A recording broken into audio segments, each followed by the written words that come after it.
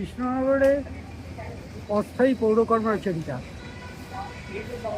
এপিজারকে একটা চিঠি দিয়েছিল এবং এই চিঠি বিভিন্ন জায়গায় তারা দিয়েছে যে 200-250 ওপরে কর্মীকে ছাঁটাই করে দিলেন এসডিও সাহেবা।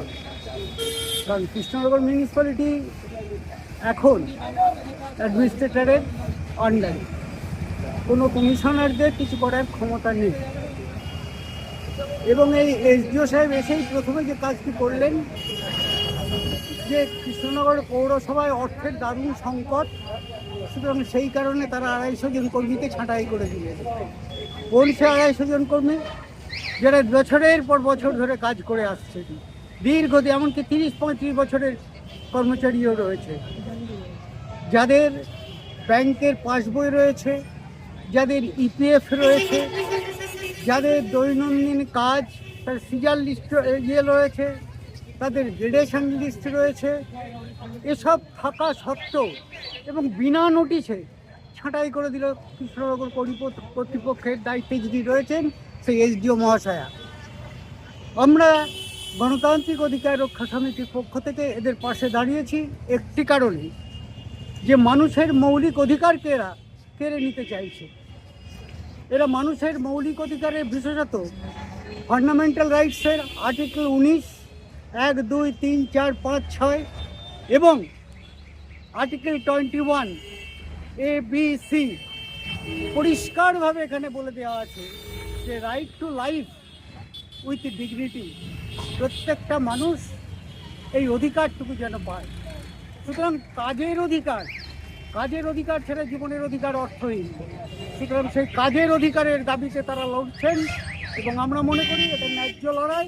সেই লড়াইয়ের পাশে আমরা দাঁড়িয়েছি ঠিক এই কারণে, কারণ এটা তাদের রুটি লড়াই, প্রাইমারি বেসিক লড়াই এবং এটা ফান্ডামেন্টাল রাইটস তাদের।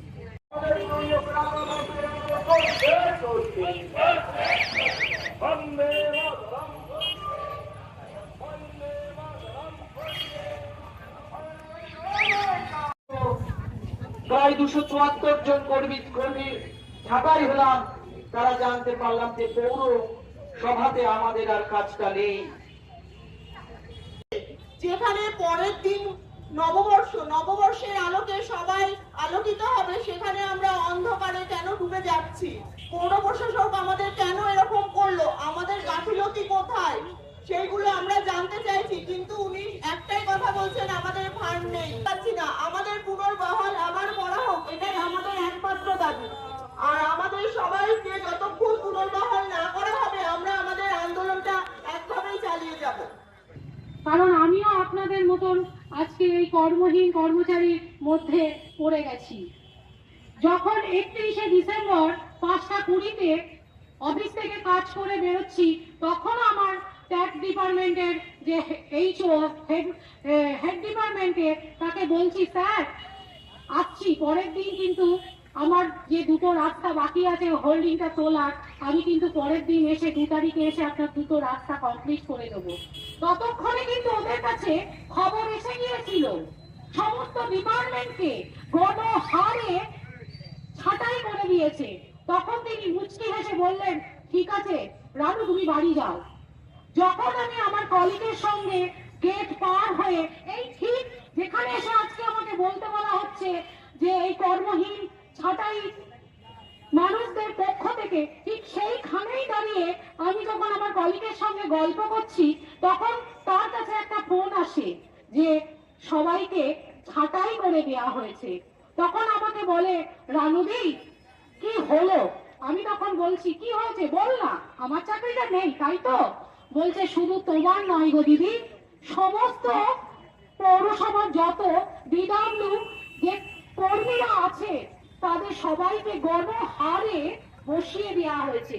আমি তার কাছে জানতে চাই, ডিডব্লিউ কর্মী যত সরকারি অফিসে যত ক্যাজুয়াল কন্ট্রাকচুয়াল যেসব কর্মচারীরা আছে, তাদের কোনোদিনও পেনশন হয় না। আমরা 10টায় আসি, বিকাল 5:30টায় যাই, সবাই বাড়ি চলে যায়। আমাদের ডিডব্লিউতে থাকতে হয়, কেননা দরজায় তালা দিতে হয়, আমাদের আলমারিতে তালা দিতে হয় আমাদের। আপনি যে খাতাগুলো নিয়ে রেখে দিয়েছিলেন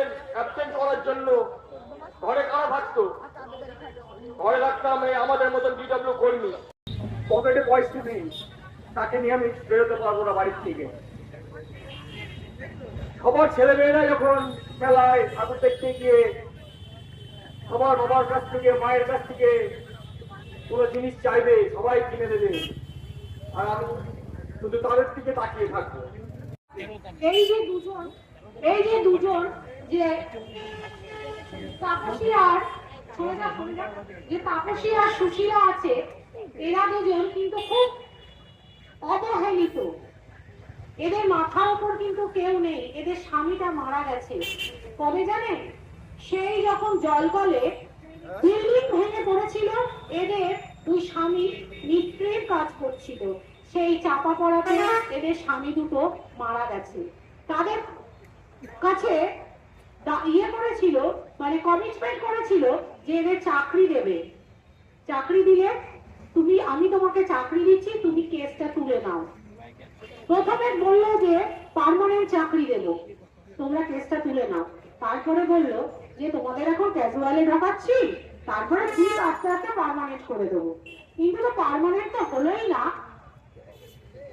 তারপরে কি হলো, এই প্রশাসক আসার পর এই অবহেলিত এই মানুষ দুটি চাকরিটা তিনি কেটে মানে ছাঁটাই করে দিলেন। এটা কি কোনো মানবিকতার কাজ? তিনি এতটা অমানবিক কি করে হন যে এই দুটো মানুষের চাকরিটা তিনি রাখলেন না? তিনি যদি সঠিক বিচার করতেন তাহলে এদের কিন্তু চাকরিটা থাকতো। এইটুকুই আমার বলার। কারণ এই দুটো মানুষকে অবহেলায় চোখে তিনি একদম রাস্তায় নামিয়ে দিলেন। এর থেকে অমানবিক আর কিছু হয় না। করেছিল হেলথ ডিপার্টমেন্ট, এখনো পরিষেবা পাচ্ছেন হেলথ ডিপার্টমেন্টে গিয়ে আমাদের ডিডব্লিউ কর্মীদের জন্য। আর আজকে আমরা অযোগ্য হয়ে গেলাম। যখন সবাই পার্মানেন্ট স্টাফরা চলে যায়, কারা বসে পাহারা দেয়? হেলথ ডিপার্টমেন্ট গুলো। আমরা এই অযোগ্য কর্মীদের, যাদের বলেছে অযোগ্য কর্মী, তারাই কিন্তু বসে থাকে। এই রকম আমি শুধু হেলথ নিয়ে বলছি না, প্রত্যেক ডিপার্টমেন্টের লোকরাই চলে যান, পার্মানেন্ট স্টাফরা থাকে। যাদের বলেছেন অযোগ্য কর্মী, তারাই কিন্তু বসে পাহারা দেয় এই পৌরসভাকে। আপনি যে সারা বছর কাজ করছেন তার প্রমাণ কি? প্রমাণ আপনার স্যালারি স্লিপ, অথবা আপনার ব্যাংক অ্যাকাউন্ট, যে অ্যাকাউন্টে টাকা ঢুকেছে, 10 বছর ঢুকেছে, 15 বছর ঢুকেছে, 20 বছর আগে ব্যাংক অ্যাকাউন্টে পেমেন্ট ছিল না, ক্যাশে পেমেন্ট হতো, ঢুকেছে মাইনে, লেজার খুঁজলেই পাওয়া যাবে যে কে কতদিন ক্যাজুয়াল আছে। তাহলে সরকারি নিয়মকে যদি ইমপ্লিমেন্ট করতে হয়, তাহলে 240 দিন করে যারা কাজ করছেন, কন্টিনিউয়াস জব করছেন, তাদের বসানোর কোনো অধিকার অ্যাডমিনিস্ট্রেটরের নেই। এপিডিআর এই সংগঠনের সঙ্গে যুক্ত আছি 50 বছর ধরে।